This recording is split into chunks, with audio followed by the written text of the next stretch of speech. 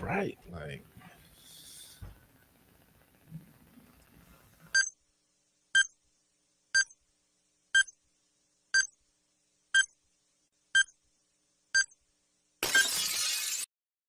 Hey, what's up? I'm DJ Hazmat. yo, and I'm Matty Wills. And welcome to another edition of Matt in Matt Sports. Yes, we're going to be bringing it to you. We bring the heat, the best sports show you'll ever see in your life. Damn right. And you can be a part of it like we always do. We welcome and the people that leave comments. I see John is always already in there. What up, John? John J. Yeah. Ain't that the guy that's on the Browns? What's his name? John Johnson or something like that? Not sure, brother. Not sure. I don't think that's the just John signed that's in on the the free Browns. agency. Yeah, look, as soon as I get on the broadcast, somebody trying to call me. It's wifey. Anyway, so yes, we are here to talk about we're going to get you updated. We ain't seen each other in a couple weeks. It was Easter last week, so we took it off. Yes, happy holiday, brother. Even Did you though, sports were happening? Huh? You know. Here you go, man. I knew you was gonna get a comment in there. No, I'm just saying. A holiday is a holiday, brother. There's nothing wrong with us. Nothing wrong with the Final Four and none of that. You know, the NCAA championships taking place and unfolding right around us. While you know, none of that is more important than Jesus, brother. So let's just keep it moving.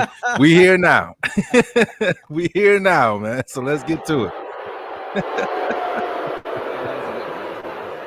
So we encourage all the comments and commenters. We'll get to everybody. Haz, you got everybody coming out. Yeah, I see you, bro. Hey, Michelle, I see you. Isaiah, what's going on? Okay, so let's get into it. The Cavaliers. We haven't seen each other in 2 weeks. Last time we talked, the Cavs were in 12th place. 2 weeks later, the Cavs are in 12th place. Yes, still sitting there, basically tied with the Washington Wizards. Both of them 19 and 33. 1933. Do you know anybody who was born around that year? I don't. Perhaps my gram. I'm not sure when she was born, but that's quite some time ago, man. 1933. What I was. Go ahead. My fault. No, I'm just saying. Here they are in 12th place or 13th, whatever you want to call it. Magic, the Orlando Magic and the Pistons are the only two teams worse than the Cavs in the East, with Magic 17 and 35, and the Pistons are 16 and 37. So we think we have a chance to make it into the playoffs this year. You know, a couple of weeks in a row, I thought that we did, and that's evaded me now. I don't believe that anymore. The Cavs, Kevin Love I was is back. looking. Yeah, but I mean, come on, man. I don't want to. I don't want to turn this into me hating on Kevin Love again, because I've done that enough on this show. Well, the Cavs were on a roll there. They had a 2-game win streak. They beat the Spurs down, and they won convincingly against the Thunder, and then got handled by the Raptors. Yeah, game was a bad game. And now tonight we got to face Zion Williamson and them. Is that your cousin? All right, he's got a good last name, man. But talking about the Cavs possibly going to the playoff thing, you know, the NBA has been, the play-in games or whatever to actually make it to the playoffs this season because of COVID and the new rules and all of that. You know, I thought that we might have had a chance. I don't think that I think that way anymore. You mentioned the Cavs did have a 2-game winning streak, but that was right after, I think, a 4 or 5 game losing streak. So they're not very good right now. We're scoring like 103 points a game. It's the worst in the Eastern Conference. Wait a minute. We just wrapped up 125, 129, and then 115. So that should have brought the average up a little bit. You know what I mean? I mean, Colin Sexton still balling. He had 29 the other night, 27 the other night. Garland had an out-of-body experience the other night when he dropped 37.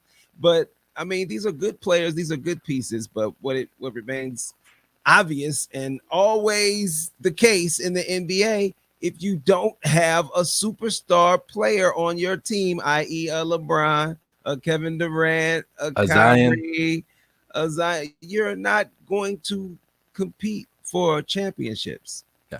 You're gonna play basketball. You're gonna be good practice games for the teams that do have players like that when they come to play you. So that'll be a good workout for them. But at the end of the day, you're going to be on the outside looking in, hoping for a mid lottery pick, and that's not going to help you either. Yeah, no. Cavs long way away, man. Long way away. But somebody did drop it. I think it was John who said go Tribe, man. We do got to show the Tribe some love. They're show some love. In first place right now. And granted, I know we're a week and a half or 2 weeks or whatever it is into the season, but I did not think that we would be competing for this division. And right now, especially with the way the Twins hit and Chicago's been coming on, these last couple of years, I didn't think that we would be in a position to compete for this division. I will never underestimate Tito. Again, Terry Francona always making sure that he puts a quality product out there on the field, man. The Indians right now, their pitching is crazy. The starters are going crazy right now. Shout out to the Tribe. Swept Detroit today. Shout out. I heard, and with opening day being on April Fool's Day, and then we had snow on that day, and I've heard that the Tribe always had good luck when it snowed on opening day. So maybe y'all could continue that that tradition each and every year into April when Cleveland gets that snow. You know what I'm saying? Shout out to Clavell Harris. He wanted to go live and play a song. I'm not sure how we can work that out, but I'm curious to know what song you wanted to play. Clavell, am I saying that right? Clavell Harris. That's the way I'm reading it. Clavell. I need to know the history behind that name as well, Clavell. Okay, or is it Clevel? I mean, I don't. Clevel. Bro, it might be Clevel. I don't think so. It could be. Okay. Whoever, Miss Harris, what song were you gonna play if we could have let you go live? We need to know. Give us that information. Now, the NBA in general.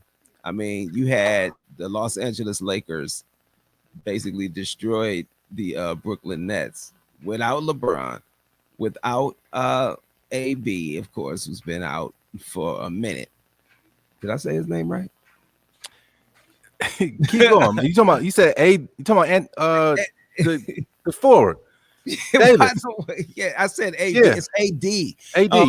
Yeah. So anyway, but yeah. So what is the deal with the Brooklyn Nets? How can they get handled by a team not with nobody? Like basically, you're talking about Schroeder and Montrezl who got ejected with Kyrie. You know what I mean? And then the Lakers were able to win the game, and that was what Kevin Durant played, right? Yeah. So the short answer is Kevin Durant still on a minute restriction, even though he did. I mean, he was efficient. He scored a lot of points in the minutes that he played. I think he had like 8 turnovers in that game. James Harden didn't play, and Kyrie Irving got ejected. Granted, the Nets shouldn't have lost that game. Granted, we should just start with that. But the Lakers that's what happens on any given night, man. You go out there and out hustle a team. Even if you're shorthanded, you might be able to come up with something, especially under the context that could be an NBA Finals preview. Now, of course, the teams will look drastically different once we get to that point. But hey, I'm changing my tune on that. I really think Utah is going to come out of the West, man.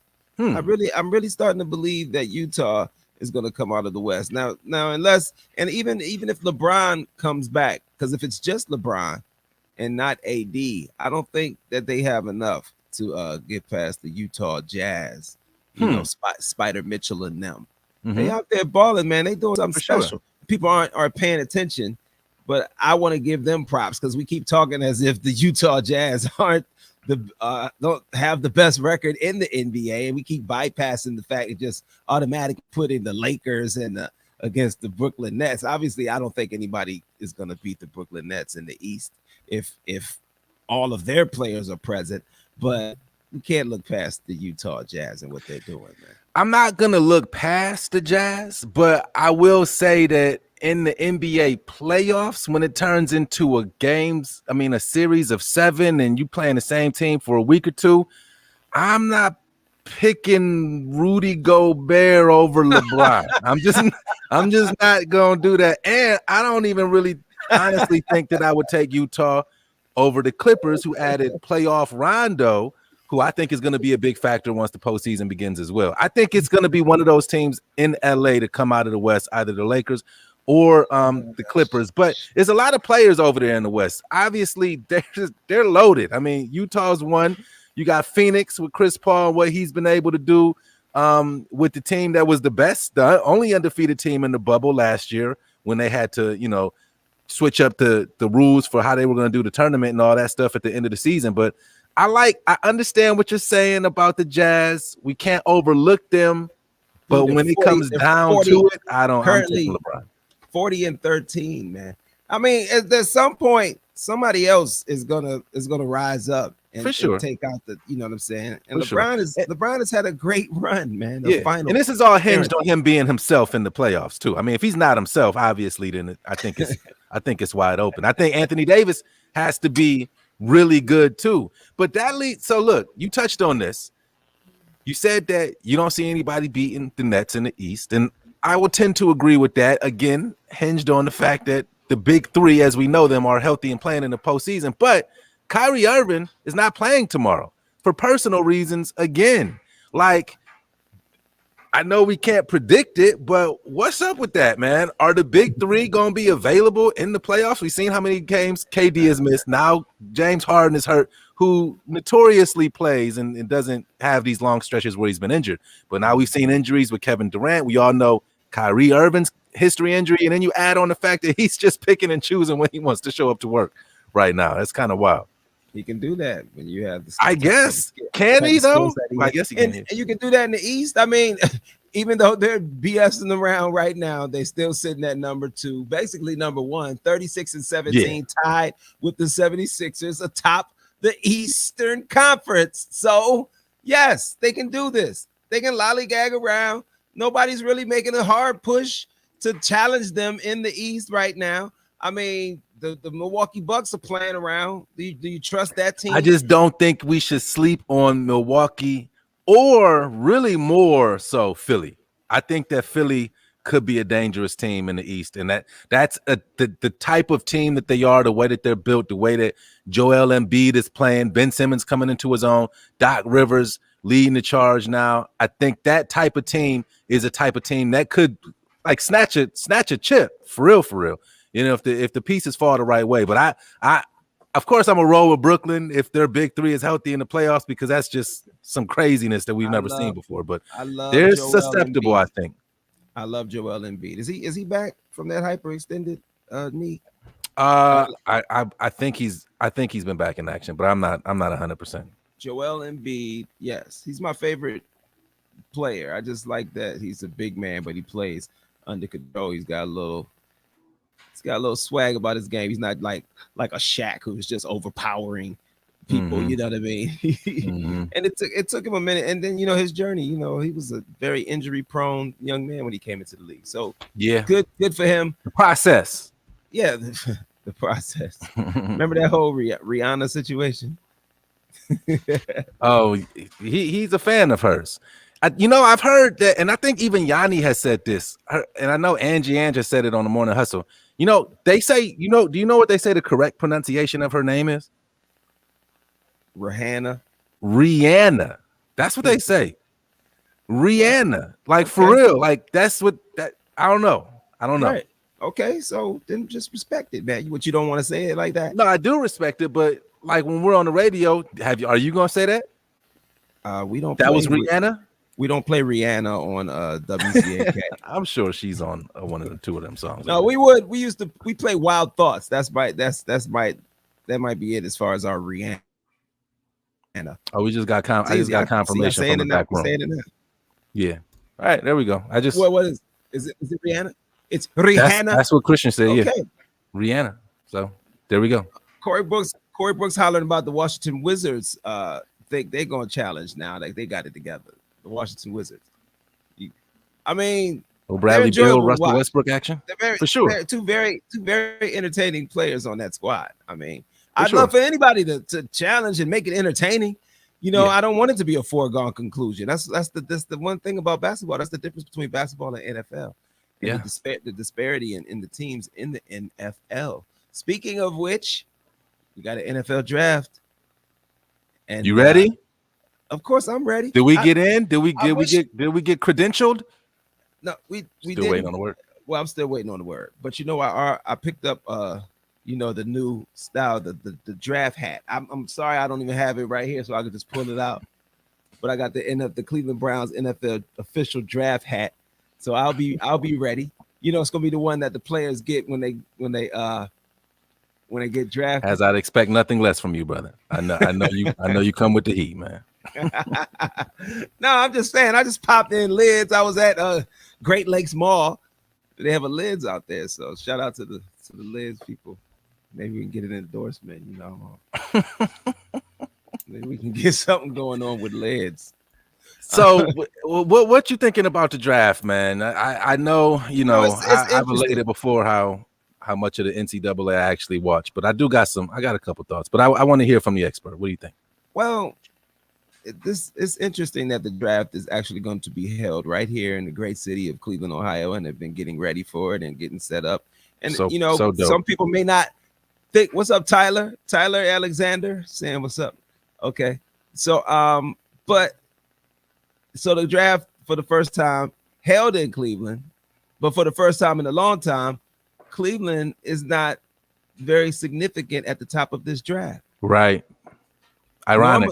Normally, we'd be fiending for the draft. We wouldn't be able to stop talking draft and who the Browns were going to get. Now it's just like, hey, I just hope they get a good defensive player with the 26th pick. And the way it's shaping up, I have been paying attention to a few mock drafts. They're going to be very quarterback heavy in this draft. They thinking that there's going to be at least 5 quarterbacks taken, at least within the first 10 picks. And there's some moves have been made. There's a big trade happened with San Francisco. So that solidified the fact that they probably will not be taking a quarterback.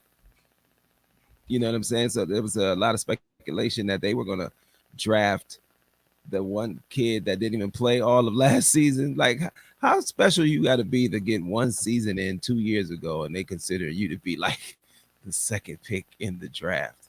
So, I mean, it's called nonsense. And so there's a lot of receiver talent coming out as well, and a lot of teams at the top of the NFL draft that need offensive help. So therefore, a lot of highly touted defensive players will fall to later in the first round, right, which bodes well for the Cleveland Browns because we want to. I think we need to get a dog at either defensive end or linebacker, one of the two of those. That's my opinion. I think we've kind of taken care of the defensive back situation with the free agent acquisitions that we made from the Rams with JJ3 and Troy Hill to solidify our defensive backfield. And we already had young talent in the defensive backfield. So if they can be healthy and play up to the level that we expect them to play, I think we make tremendous strides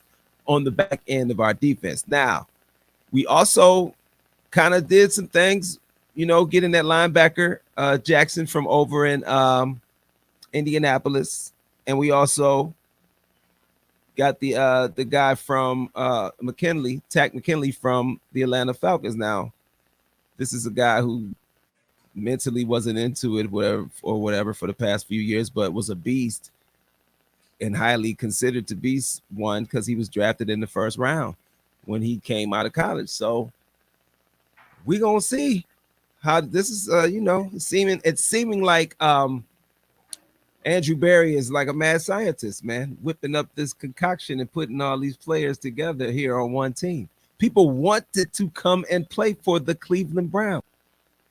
Wanted to come here. Took less money to come here and play. That's.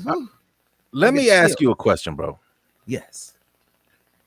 Why is it as simple as racism as to why our guy Justin Fields, quarterback for the Ohio State Buckeyes, right? Oh, I'm about to say, where are we going with this?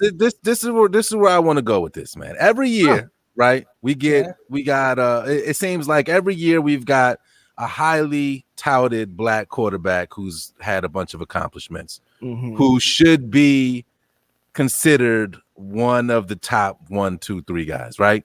And every few years, it seems like that guy gets drafted, or before the draft actually takes place, we start hearing all of these reasons of why that person in particular can't be the guy that was as highly touted as we all thought that he should be.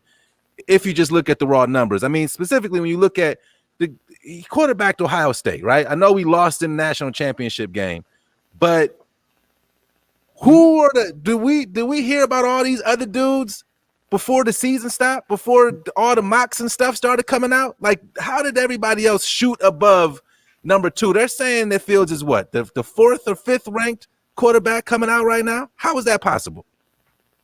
Well, I understand what your argument is.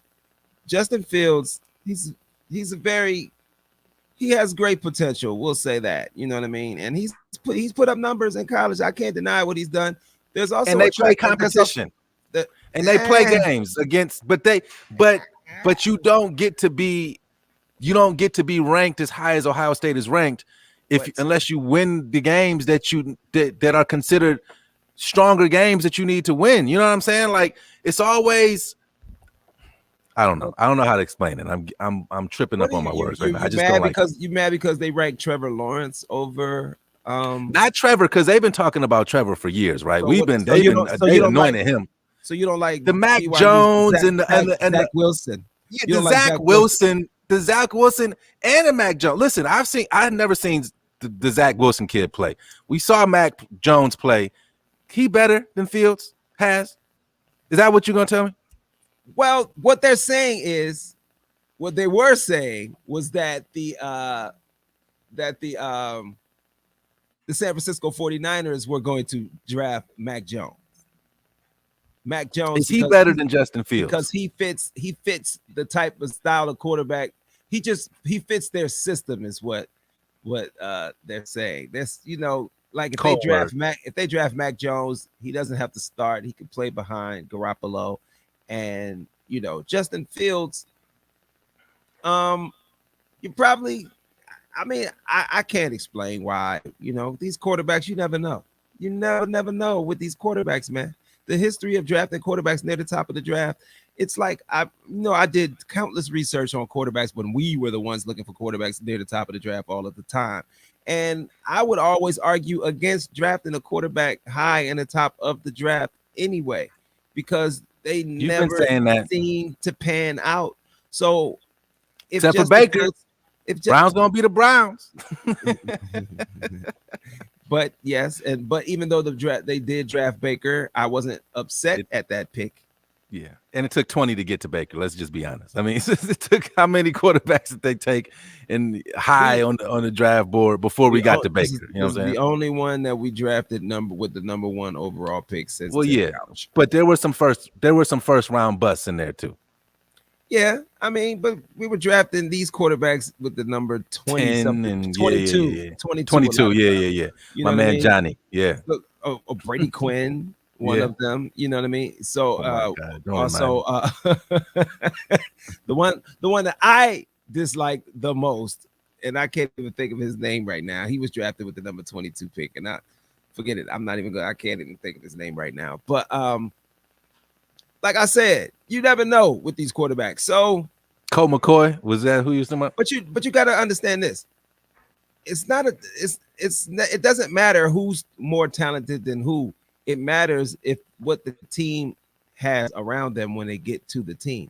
So it could be Justin Fields or any one of these other quarterbacks to go to a situation where they don't have, like, say if they went to the New York Jets where they don't really have anything to surround, let Zach Wilson get drafted by the New York Jets. You don't want Justin Fields to go up there and ruin his career. You know what I mean? Because these are the type of things that happen to these good quarterbacks coming out of college. They get in a situation where they don't have a good offensive line. They don't have the best weapons around them, and they're expected to do everything.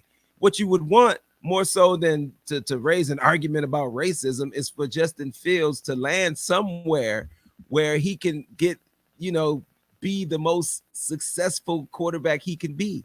Because Trey Lance, is the other quarterback that came out of nowhere, and he's not white. And they're ranking him above Justin Fields.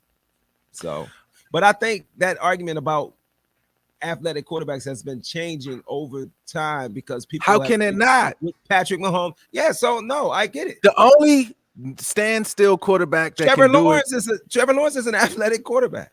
Oh, for sure. And I wasn't arguing against him. He's been anointed for years. We've been hearing about him being the number one pick this draft since before last year's season even started. But I don't know how you cannot lean toward drafting an athletic quarterback in the way that football is played now. I just don't get it. You can't touch the quarterback. The only pocket passing quarterback out here that's really doing it is Tom Brady. And if that's who you're trying to draft, then you are already losing because you're not drafting Tom Brady. But the style of quarterback play is moving. Even Baker got some legs on him. Even Baker can move back there. I'm always going to take a pause and smile when you talk good about Baker Mayfield. Why? Because I remember just not even a year ago where you were with Baker Mayfield. Dude, yeah, but come on. It was like, what, week 7, week 8? I came off that, man. I'm a Baker fan. I'm a Baker fan. Hey, listen, you play bad football, I'm not going to be a fan. It took 2.5 seasons for you to get on board with your quarterback and root for him. I always rooted for Baker. Don't do that. I always rooted for Baker, but this is what I know. The game is about to start. We got to go. But this is what my issue was with holding on to Baker, is that the long list that we always talk about of quarterbacks on the back of that jersey that they had to add more names to, that the jersey couldn't even fit. I didn't see any reason that we hold on to hope that wasn't working out anymore. Thankfully, though, he was just ruined by Hugh Jackson and Freddie Kitchens, and now we've got a competent coaching staff in there, and we can get to work. I mean, why would you believe? I always wonder, why would people believe otherwise after everything that he had accomplished in college? And people say, well, that's just college. Of course, because we the Browns is the only answer for that. Because I'm just saying, like, the barometer for players that are likely to be good in the NFL is college. That's the breeding ground for NFL prospects. That's where they come from, college. They don't just walk in off the street normally and just come to an NFL team and shine. They come out of college. So when people discredit what people have done in college, it's amazing to me. And he's accomplished more than most quarterbacks you'll ever know in the history of college. So for you to just for him to have a bad season because he's a rookie, not it put the same thing. My point, put in a situation where you don't have enough around you, you don't have the right organization in place, you don't have the best coaches. Look what happened to Sam Darnold. Sam Darnold is still a good quarterback, but he was in a bad situation. And now we'll see if somebody can get a better Sam Darnold than Adam Gase did. Adam Gase almost ruined Ryan Tannehill, and he's going to ruin Sam Darnold. Coaches can ruin young quarterbacks. It can happen. It has happened. We did it. We've done it a number of times. Hey, I'm with you, but we've also watched a bunch of bad quarterbacks here, man. I'm just glad that those days are over for now. But you tried to but to your point, I don't think it had anything to do with race in the Justin Fields situation. I'm not gonna take it there in this particular case. I don't think. Why is he slipping in the draft? I don't know. Daniel Jones and Dwayne Haskins. I know that's not a great example because Dwayne Haskins is just an idiot and found himself already get kicked off of a team. But you cannot tell me that looking at what they did, those two guys did in college, that there should have been the Giants should have wanted Jones over Haskins. The Giants didn't want to draft a black quarterback, and that's just what I believe in that situation. It's certain teams out there that just won't pull the trigger on a black quarterback that high and give them that amount of clout and notoriety and money and make them the leader of their franchise. Some teams just ain't about to do that. So, well, that's just what I think. I think in some instances, I think there may be some fire where that smoke is, in through the history of the NFL. I think there is something to that. But you just don't think it applies in this situation. I'm not sure if it applies in the Justin Fields situation because I'm with you on that. I accept one of that. the I just don't think it does in this situation. Plus, Justin Fields, he like your cousin. Y'all both sides of the fence over here. Hey, we appreciate all the comments, and we'll be back next week with more. Not sure at the time. Shout out to the Baylor Bears for winning the national NCAA championship, and also I gotta do this. Yeah, Rest in peace to my dog. Oh! Come on, man, sing along with this joint. I'm not singing. Y'all gonna make me lose my mind up there, up there. Y'all gonna make me go all out up there, up there. Y'all gonna make me the fool up there, up there. Y'all gonna make me lose my cool up there. Trying to go viral. Up there. You a wild boy, man. Rest in peace to the great DMX, man. That's crazy. Man, it's crazy. It's been great to hear all the music. Shout out to all the DJs that got it in for DMX. For sure. I did my thing on the house party. So rest in peace to the dog. For sure. DMX. How you like my DMX impersonation? It's pretty good. It's pretty good. Yeah, man. Yeah, DMX. Can I share this one memory of Sure. DMX? Since I've been in the radio for 20 years, so did get a chance to meet DMX. Came to Baltimore when stars would still come to the radio and do promo, so it was always my job to get the drops from the artist. So and this was many years ago before Mary Joanna was ever even near legal. And at the radio station, imagine in one of our studios, and he just sparked up a blunt right there in the studio at the radio station. He ain't care. That's when I was like, oh, this dude, you know what I mean? He wild out here in these streets. And then he nodded off right there in the studio. I'll never forget it. We was like, he just went to sleep. And like, you ain't gonna be like, yo, DMX, wake up. You know what I mean? You gotta get up. Oh, and when he cussed out a Iyanla Vanzant, that was classic. Did you see that? Iyanla Vanzant. You didn't watch the Fix My Life episode with DMX? She was trying to patch I missed up with him. I missed that one. Oh, I don't watch my that show, bro. God, she got on his nerves so bad he went smooth off on Iyanla. He apologized, but he went off because he was trying to talk to his son, and she was, how she intervened. He was like, ma'am, this is my son. I'm trying to talk to my son. You know what I mean? She kept looking. He was like, look that up. He went off though. It was. I know I should be laughing that he went off on Iyanla, but he dogged her. I mean, he called her a few words in that rant, but she didn't flinch though. With DMX going ham right in her face, she didn't even flinch. She's a professional. She's a professional. I don't know, bro. I might have been had like, wait a minute, boy, what you about to do? Like anything like that, I'm just brace myself. I might not be about to run, but I ain't just gonna stand there all calmly when man. Hey, I told you, he going ham. He was calling her bees and everything. Trying to talk to my son. I told you, get out of my business. Go ahead with that. I love DMX, man. Oh my God. Rest in peace, man. Rest in peace. The realest. There's no more real. It don't get no more real than him, man. He put his whole everything out there, man. So love him. Rest in peace to the dog. All right, that's it. I'm done. For sure. I'm done. DMX. Hope you feel better, dog. All right. We'll see y'all next week.